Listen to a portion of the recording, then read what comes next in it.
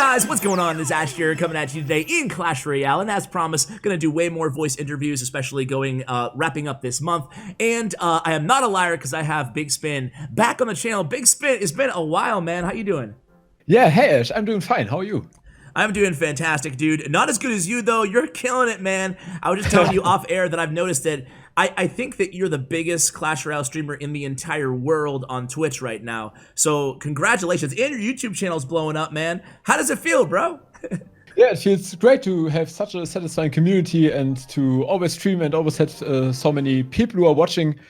It's nice. Yeah, like, and on your streams too, I've stopped by and, you know, if some people speak English, you'll say hi and stuff like that, answer questions, whatever. So, on your streams, just out of curiosity, by the way, guys, we're going to cover this Barbarian Hut graveyard deck in today's video, but first off, just to kind of catch up with BigSpin, on your streams, is it mostly all, like, ladder content, or what is your favorite type of stuff to stream? Yeah, it's on the one hand, it's ladder content because I always like to push and compete with the best players in ladder. But on the other hand, it's also about tournament casting, so the no-tilt worlds, I'm covering them for the German team. I also cast CRL, and then I'm also doing challenges with other strong German players.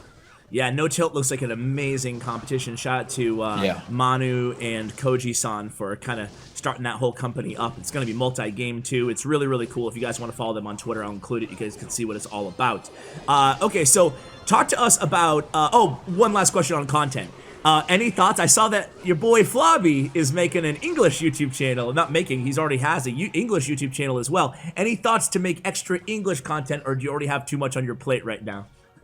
Yeah, well, I think it's really cool that some German YouTubers do English content. I really appreciate it, and I think it's also good for the English community, of course.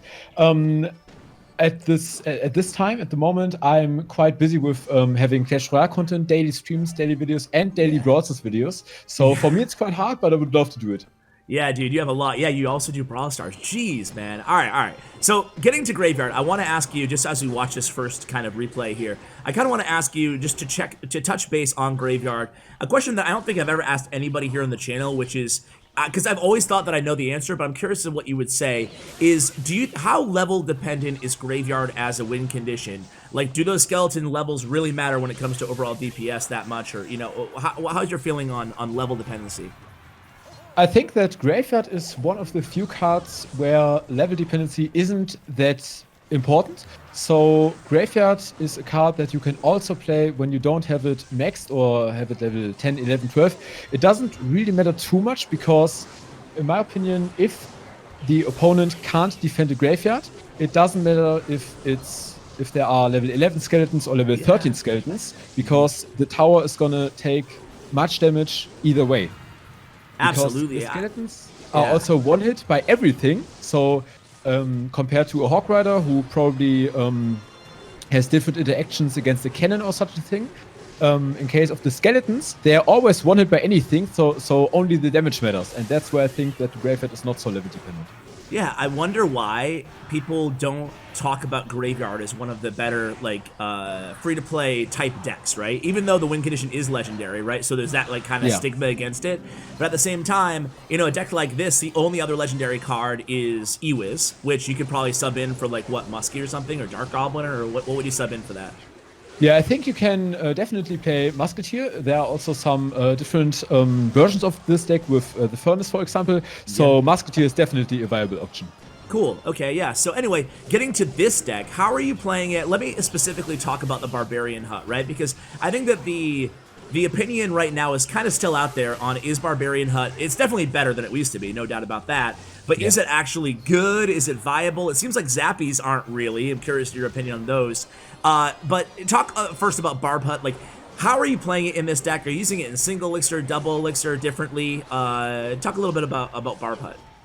So this deck is probably much about Barb Hut because you can play it in the single elixir time, but only if you know that the opponent doesn't have Loon or anything. You can just place it, and the Barb Hut creates pressure by itself. So every time two Barbs spawn, the opponent has to answer them. And also in the double elixir phase, you can try to, or you should try to, stack Barbarian Huts. So when you have two on the field at the same time, the opponent is in such a pressure situation that you can just let him defend the Barbs, 4 Barbs each time, and just go other lane, for example, with Graveyard, or if he doesn't have any splash damage, you just support the barbs with your Baby Dragon, Mega Minion, etc. And then you have a push that the opponent can't stop. Okay. You know, when you say it like that, it makes a lot of sense. So I like what you said there towards the end, too, in terms of it sounds like one of your big strategies is applying that opposite lane pressure just to clog up the other lane. And what do people look to do oftentimes against Graveyard players but to pressure the opposite lane, right? So you don't even have to deal with that because you have the Barb Hut down. So exactly. For that reason, are you playing this deck incredibly passively? Just because it's a little heavier, you have the Barb Hut in there, and it seems like this match we just saw, it ended in a draw, you know? Yeah, exactly. I'm like quite a passive. Graveyard always is a passive deck, I think. Yeah. But I actually am not that much of a passive Graveyard player, so I am actually one of the more aggressive players, which is why I sometimes don't try to stack the bar parts. If I see, okay, I can catch the opponent in my cycle, and then I can just play the better offensive pushes. But oftentimes, of course, if the opponent has a deck where I don't see me getting through, I just try to stack the bar parts and play passively. So it depends on the opponent and the deck, but oftentimes I just stack the bar parts and try to play passively because it's also a 7 elixir investment and I can't afford to go aggressive with that on the field. Yeah, that makes complete sense. Almost 1 million cards won, by the way. Creeping up there. Yeah. Okay, so my question for you. Okay, let's go ahead actually and review. We're going to do live matches today, guys. But let's review this one matchup here against Golem. And let's press play in 3, 2, 1, go. Interesting to say that you play more aggressively. When you're playing this deck, and by the way, BigSpin obviously at the top of your screen, guys. When you're playing this deck, what is the first piece of information that you're looking to get about your opponent's deck? The first and, in my opinion, most important piece of information is if he has a Balloon or Lava Hound or something, because this deck, if you place the bar part, you don't have too many answers against the Balloon. So you should try to see, okay, could the opponent play Loon in this deck?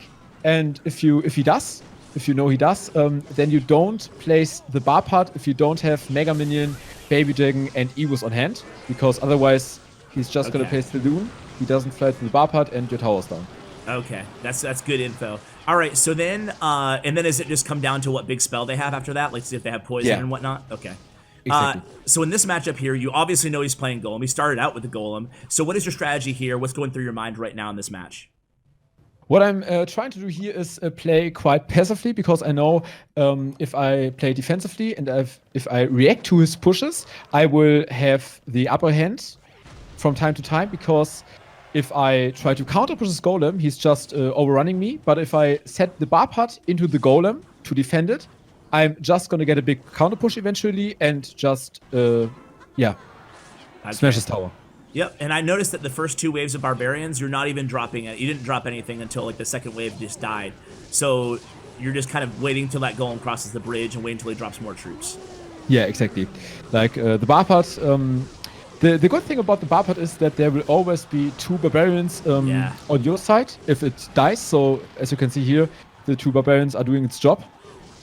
And I think that you should always take care of playing the bar part in the lane that the Golem is coming from, because then the barbs will spawn in the same lane, and eventually you will have probably like 4 Barbarians attacking the Golem, but it's also not too bad if you like misplace it or something. Yeah, and that's something that I asked a recent guest too, and they had the same answer. Are you doing the same thing against Giant? You always go in the same lane?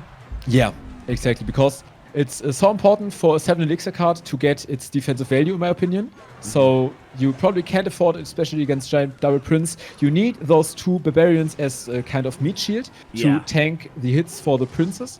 And here it's the exact same case. You need the Golem to die in order to kill his backup. And as you can see, the Golem hasn't even crossed the bridge, and he's almost down. So yeah, it's definitely working out well for you. So at this point, though, you haven't even used the Graveyard yet. In your mind, when is the right time to attack here? Like, obviously, he keeps going on the aggressive. Like, are you going in now? Yeah, I'm going in now because I kind of predicted his Golem, because, I don't know, I analyzed his playstyle and I knew, okay, He's probably gonna have enough elixir. He's probably gonna get the golem at the bridge. And now I went in because I knew, okay, he doesn't have enough backup, and I can just go in.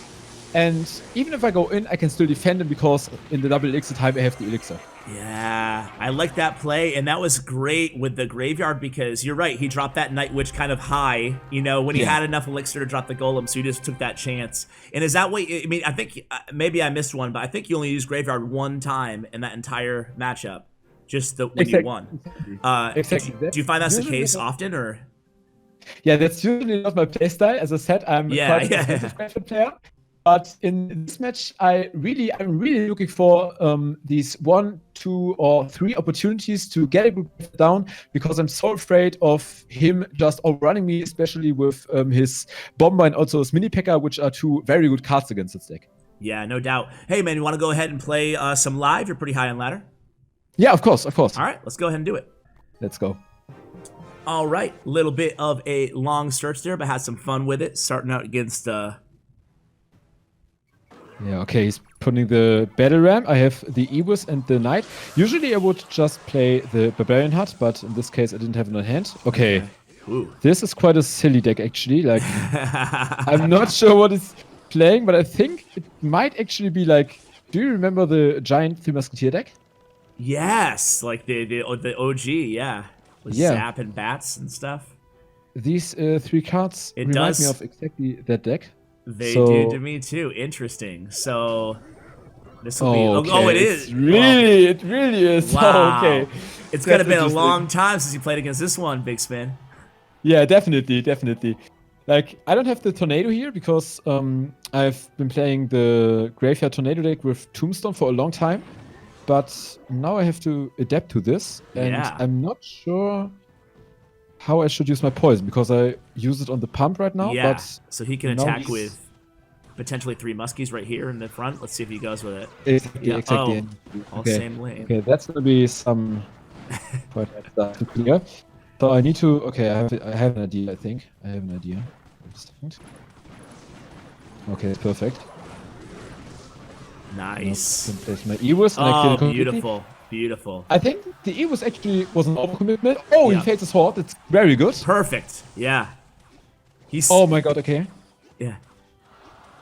This is. He really did you a favor with that Horde there. Now you have a nice advantage here. So are you thinking graveyard with an elixir advantage like this or no? I'm not gonna go in this situation because going in against this deck. Yeah, he has bats. Yeah, forces me to use the poison on his bats or his Goblin Gang, and since I need the poison either for the pump or, more importantly, for the 3 Musketeers, I can't afford to go in right now. I have to wait till I have a really good situation, so this is the poison value, I think. Now you can place Giant in front of the Musketeer, probably. Okay, he doesn't. He uses the pump.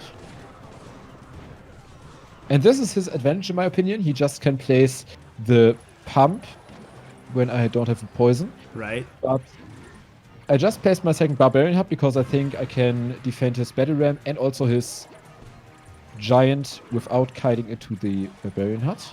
Okay. So this is also quite okay. Ooh. Okay. These are very high 3 Musketeers. Yeah, nice poison. Wow. I think they were too good, honestly. Baby Dragons in hand. I noticed how you kept Baby Dragon and Ewis there. Didn't support those 4 Barbarians earlier. Okay, now it's time for me to place my second Barbarian Hut because now I can just defend this Giant without any risk. And he's placing. Oh, he pumps. Okay, this so is that your graveyard sign? It's interesting. I think I'm gonna try to go in now, but I have to take care of the 3 Musketeers. They come. Okay, I'm just poisoning them. This is pretty good for me because the 3 Musketeers will probably... Okay, 2 of them will die to the poison. And I also get some tower damage down. Yep. But this is... Okay, now I have to watch out. And... This is where Barbarian Hut's so nice too. It's just like, okay. Exactly. The Barbarian Hut is shining there. But still, he's pumping up, and this is going to be a tie. It's just a matter of who has the most damage. Yeah, it might be actually a tie, so we now predict the 3 Musketeers. Exactly, perfect. So they stay in the poison. Nice. And now we also put the Barb. Oh, and Baby D gets in there too. Oh, oh God. So that is really good now, but we still don't go in with Graveyard because triple elixir time and 2 pumps, so he probably has enough elixir. Very, very good restraint there. A Yeah. noob like me Must be definitely physical. would have went in with Graveyard there, so I love that your patience. And this is looking really good for us now. So we have Yes. 2 Barbarian Huts again, and this is a mistake by him because I just can place the baby dragon, and the horde is going down. So I now feel like I can he's then getting use desperate, this. you know? Yeah, he's getting desperate, exactly. So this is what you do when you're getting desperate. You just go giant at the bridge. Okay. Yeah. And this is where we shine, you know. He's playing the bats and the giant. It's not a bad combination, but we have the poison, and he's always giving us value with the poison spell on the 3 musketeers. He sure is. Wow. And this looks so good for us. Let's You go. were so disciplined in this match, man. I feel Also, like... left lane. And look at that, yeah. Got him. Let's go. It's not a tie. You pull it off. Wow, very well played, dude. Thank you.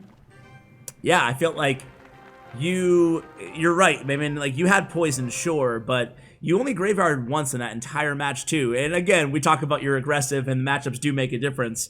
But, Exactly. geez, that match was definitely one of those where you're like, it went all the way to 5 minutes almost, 4 minutes and 55 seconds or whatever. But yet, one graveyard the whole time, just making sure you had the proper defensive answers in hand the entire match. So, well played, dude.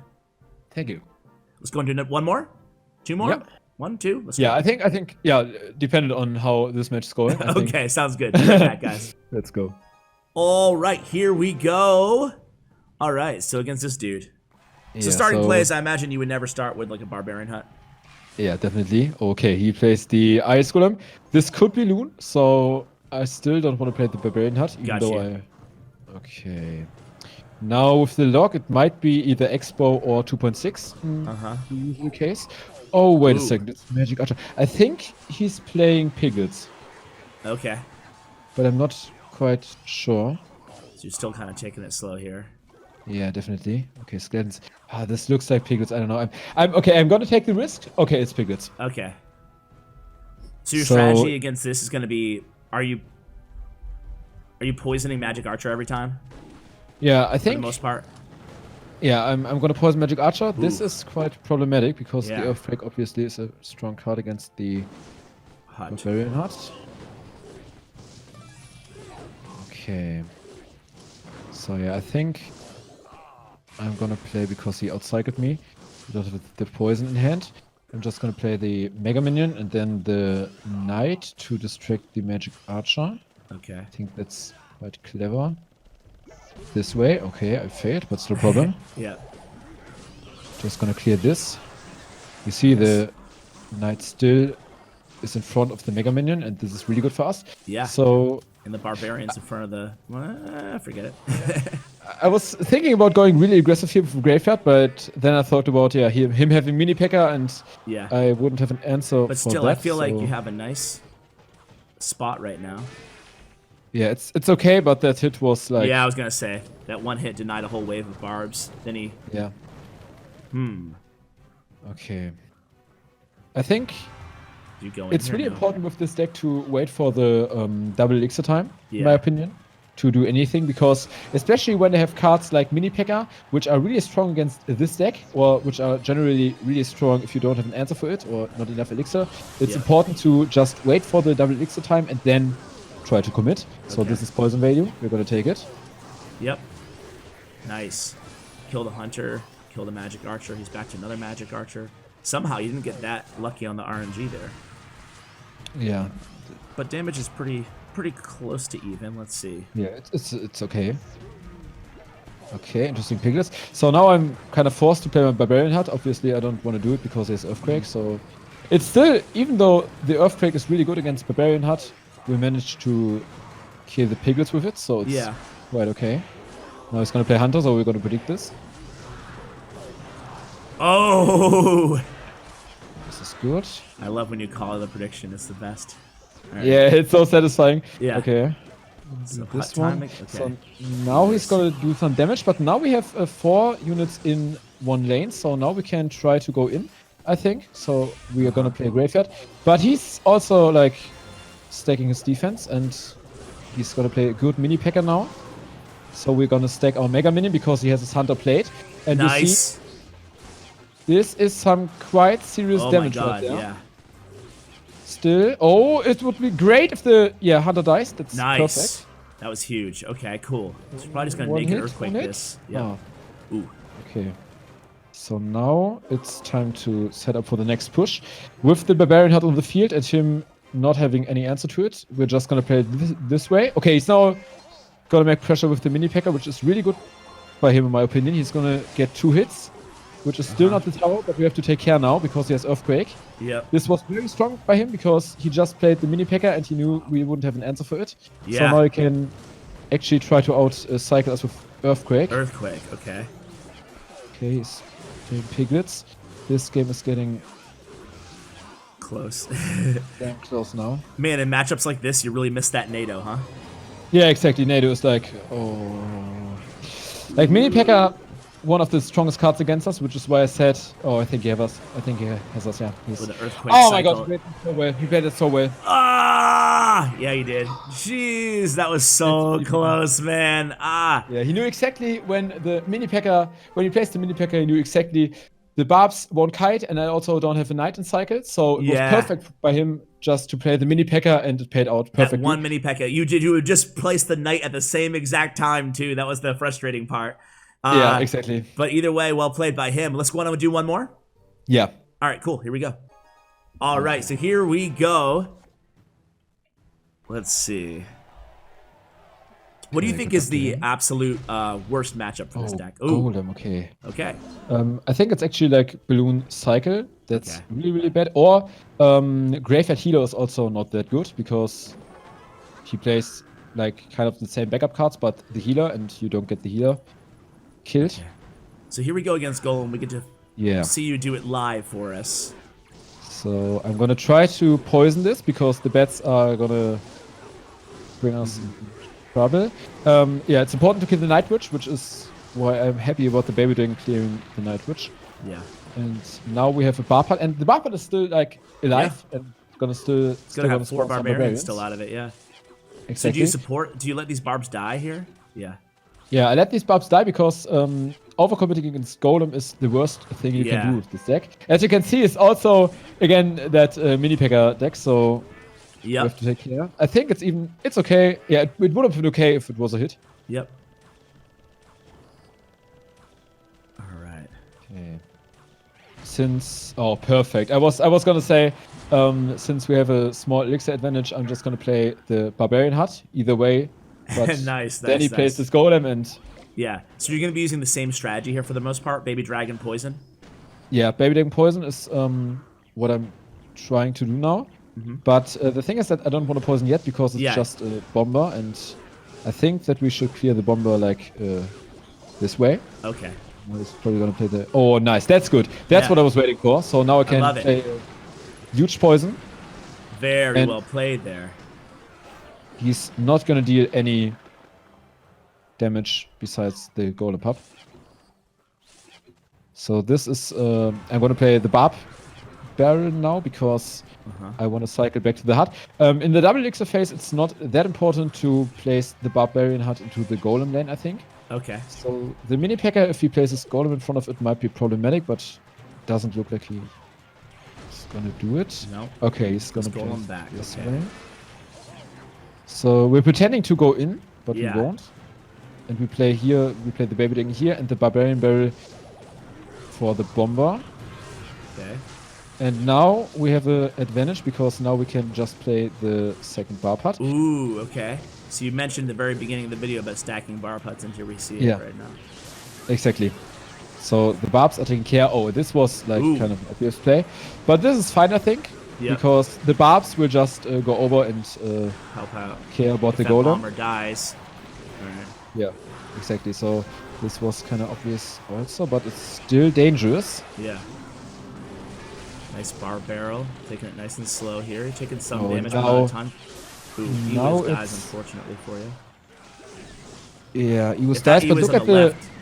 Yeah, look at the right lane, though. It's quite good damage. Oh, that's what I meant. Sorry. If he was on the right, I'm not sure if you guys were paying attention, but if he had stayed alive, you would have taken that tower right there, but he just narrowly died. All right. So hey, Yeah, it was obvious. It was so obvious. These players are silly.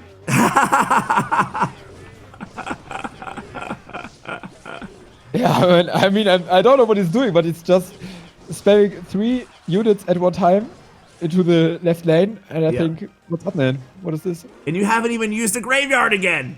Yeah, because this deck is so aggressive. These moves are so surprising that I don't want to, like... Yeah, I love, again, like my big takeaway here is even you as, again, I hate to keep saying it over and over again, but you as a self-described aggressive graveyard player are still playing very passively because you're just taking what the opponent gives you. Yeah, exactly. And this should be the game because I just can play Graveyard now and Poison, and I'm hoping that at least one skeleton connects, and I think it's gonna be the case. There you go. Either way, there it could go. just it's fine, perfect. Oh man, very nice. Very well played, BigSpin. Yeah, I feel like that time again. We saw it in the first and the last match. There is that the opponents, especially when they feel like they're just not getting through, they're frustrated with the bar pet. I feel like they play more aggressive on offense, and they start making like, you know, kind of questionable plays, to be kind, right? Yeah. And then it just allows you to sit back, defend, and, you know, if you don't have to use any graveyards or just one graveyard, that's all you need sometimes, you know?